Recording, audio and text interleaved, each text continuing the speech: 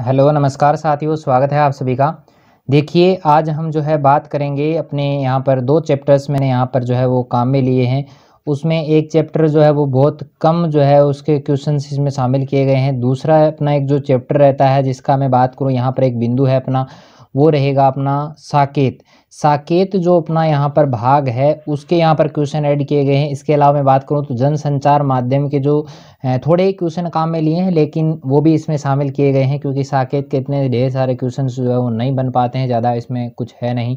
वैसे इसमें वही चीज़ें हैं कि कौन सा अलंकार है और कौन सी, वो भी बातें ज़्यादा इसमें रिपीट होती रहती हैं, तो उनको मैंने ज़्यादा शामिल नहीं किया है। और यहाँ पर आपको मैं बता दूं कि यहाँ पर जो अपना एक जनसंचार माध्यम का जो यहाँ पर भाग रहता है उसको लेके मैंने यहाँ पर थोड़े से क्वेश्चन ऐड किए हैं, और भी बहुत सारे क्वेश्चंस जो हैं इससे रिलेटेड आगे आएंगे।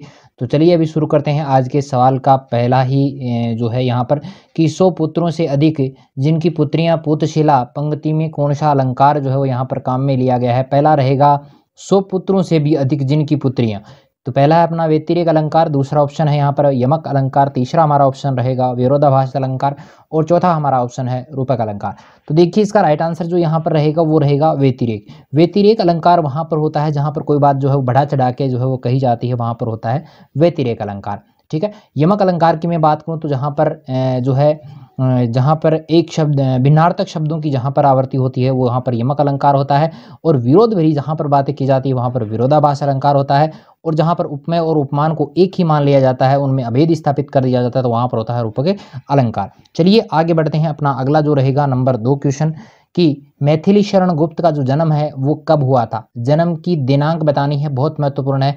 पहला ऑप्शन रहेगा 1888 रहेगा, दूसरा ऑप्शन है 1938, तीसरा ऑप्शन रहेगा 1889, और चौथा हमारा ऑप्शन है 1886। देखिए इसका राइट आंसर जो रहेगा वो रहेगा 1886 को इनका जन्म होता है।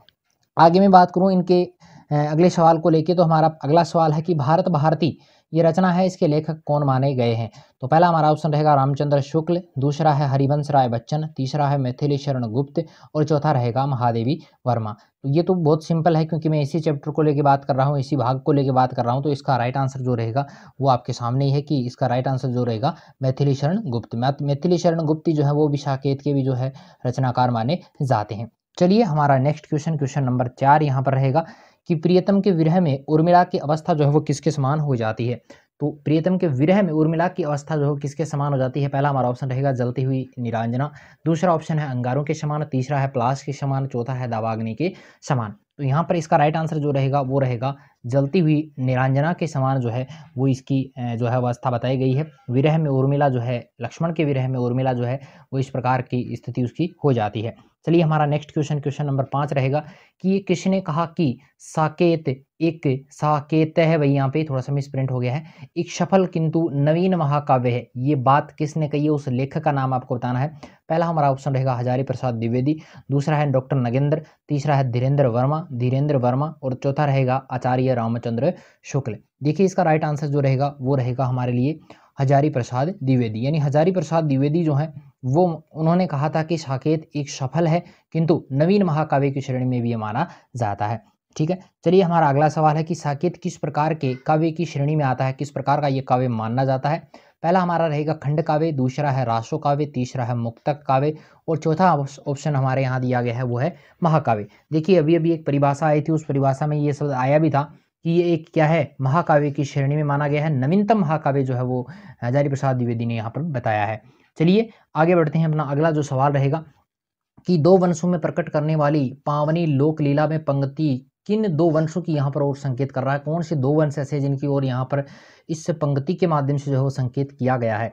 देखिए यहाँ पर पहला ऑप्शन रहेगा रघु और कुरु वंश, दूसरा है रघु और निमि वंश, तीसरा हमारा ऑप्शन है निमि और कुरु वंश, और चौथा रहेगा रघु और द्रुपद वंश। देखिए यहाँ पे शुरू में अपने जब साकेत पढ़ा था आपने तो यहाँ पर देखा होगा कि रघु और निमि वंश की जो यहाँ पर है बात की गई है कि 2 वंशों में प्रकट करने वाली पावनी लोकलीला 2 वंशों की यहाँ पर बात की गई थी, रघु और निमि वंश की। चलिए हमारा नेक्स्ट क्वेश्चन, क्वेश्चन नंबर 8 यहाँ पर रहेगा कि यह वियोग या रोग जो कहे प्रियमयी सदा उर्मिला रहे, कौन सा अलंकार इस पंक्ति में दिया गया है। तो वियोग या रोग, तो यहाँ पर पहला ऑप्शन अनुप्रास अलंकार रहेगा, दूसरा हमारा ऑप्शन वक्रोक्ति रहेगा, तीसरा हमारा ऑप्शन संदेह अलंकार रहेगा, और चौथा हमारा ऑप्शन है जो है रूपक अलंकार रहेगा।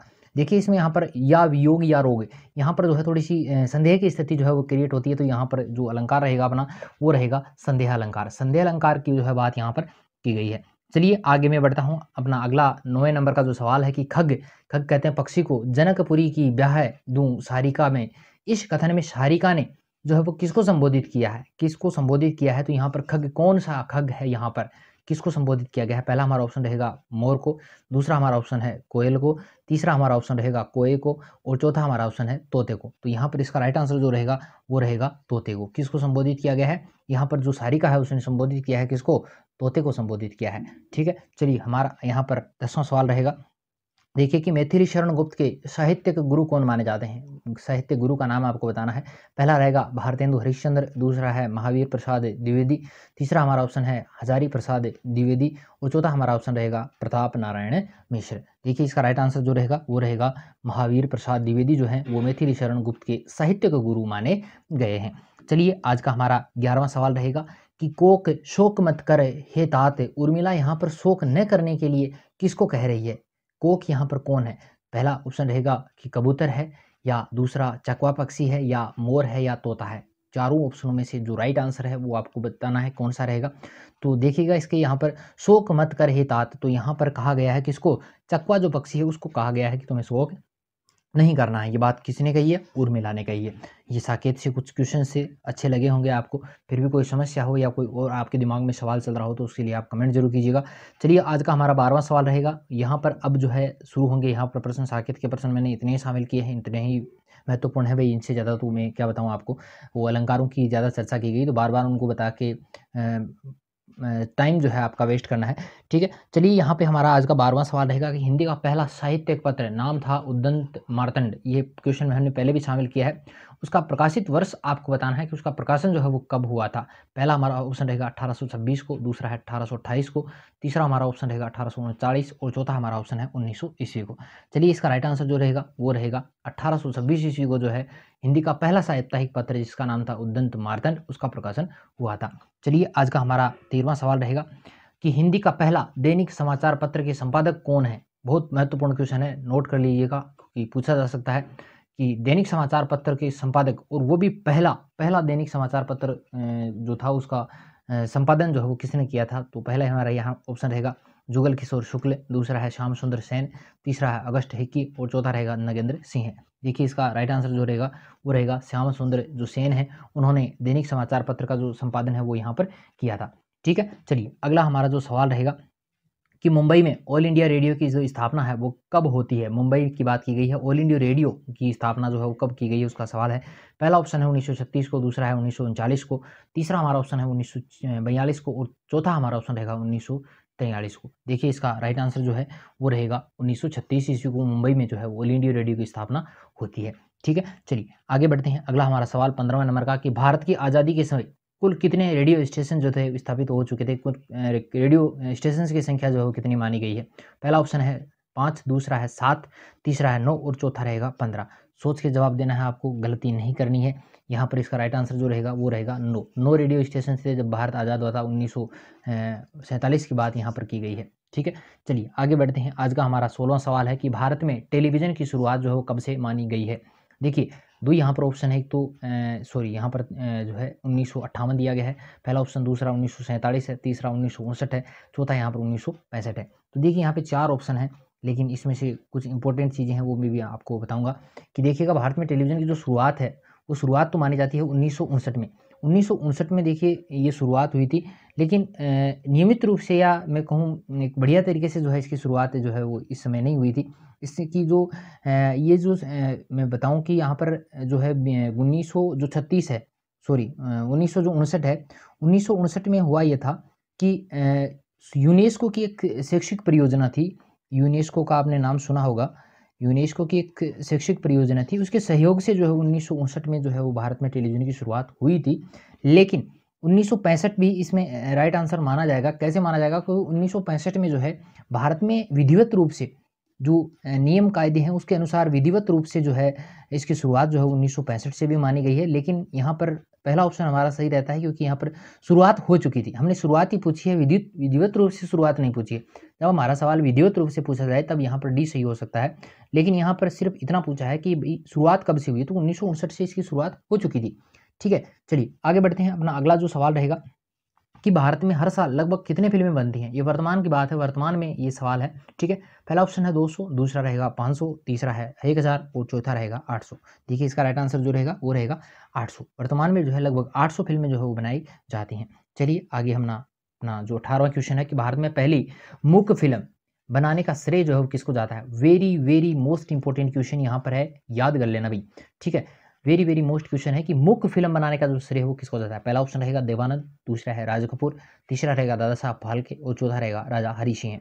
देखिए यहाँ पे इसका राइट आंसर जो रहेगा वो रहेगा दादा साहब फाल्के, जो है उन्होंने पहली मुख्य फिल्म बनाई थी। ठीक है, मुख्य फिल्म बनाने का श्रेय इन्हीं को जाता है। और पहली मुख्य फिल्म जो थी उसका नाम था राजा हरिश्चंद्र। क्या नाम था? राजा हरिश्चंद्र जो फिल्म थी। और ये जो फिल्म बनी थी वो बनी थी 1913 ईस्वी को। 1913 ईस्वी में जो है राजा हरिश्चंद्र दादा साहब फाल्के ने ये फिल्म बनाई थी। अगला हमारा जो सवाल रहेगा कि भारत की पहली बोलती फिल्म नाम था आलम आरा का प्रदर्शन कब हुआ था, कब बनाई गई थी, ये कब प्रदर्शित की गई थी। तो पहला हमारा ऑप्शन रहेगा 1935, दूसरा हमारा है 1931, तीसरा है 1959 और चौथा रहेगा 1956। देखिए इसका राइट आंसर जो रहेगा वो रहेगा 1931 को। देखिए 1931 में पहली अपनी जो बोलती फिल्म थी आलम आरा, उसका प्रकाशन किया गया था। और जो है इसके बाद में तो भाई बहुत सारी फिल्मों ने जो है वो अपना प्रदर्शन किया है, लेकिन सबसे पहले जो बोलती फिल्म थी आलम आरा, उसका प्रदर्शन सन 1931 को होता है। चलिए आज का हमारा नेक्स्ट और अंतिम क्वेश्चन रहेगा कि भारत में पहला छापाखाना जो है वो कहाँ खोला गया था। बहुत महत्वपूर्ण सवाल है। पहला ऑप्शन है गोवा, दूसरा है मुंबई, तीसरा है कोलकाता, चौथा रहेगा दिल्ली। देखिए इसका राइट आंसर जो है वो रहेगा गोवा। गोवा में जो है पहला भारत का छापाखाना खुला था और ये खुला था 1556 ईस्वी को। कब खुला था भाई? 1556 ईस्वी को खुला था। और ईसाई जो धर्मावलंबी जो थे, ईसाई धर्म के जो धर्म प्रचारक थे, ईसाई धर्म ने जो है अपने धर्म के प्रचार के लिए जो है पुस्तकें छापी थी। तो अपने धर्म के प्रसार के लिए जो है पुस्तकें छापने का काम जो है इन्होंने किया था। और यहीं से जो है भारत के पहले छापेखाने की शुरुआत हुई थी। गोवा से ये शुरुआत होती है। ठीक है, आज के हमारे ये सवाल आप सबको कैसे लगे कमेंट करके जरूर बताइएगा। वीडियो पसंद आए तो लाइक जरूर करना है, दोस्तों के साथ में शेयर भी करना है। और अपना यूट्यूब चैनल रहेगा एसएससी स्टडी टॉक, इसको सब्सक्राइब करना ना भूलें, क्योंकि बहुत महत्वपूर्ण सवाल यहाँ पर दिए भी जाते हैं। और इसके अलावा मैं बात करूँ तो शॉर्ट जो अपने वीडियोज़ हैं उनमें भी बहुत सारे जीके के क्वेश्चन जो हैं वो आपको करवाए जा रहे हैं, तो उनको भी आप बार बार देखिएगा। चलिए मिलते हैं एक नए वीडियो के साथ में, तब तक के लिए धन्यवाद।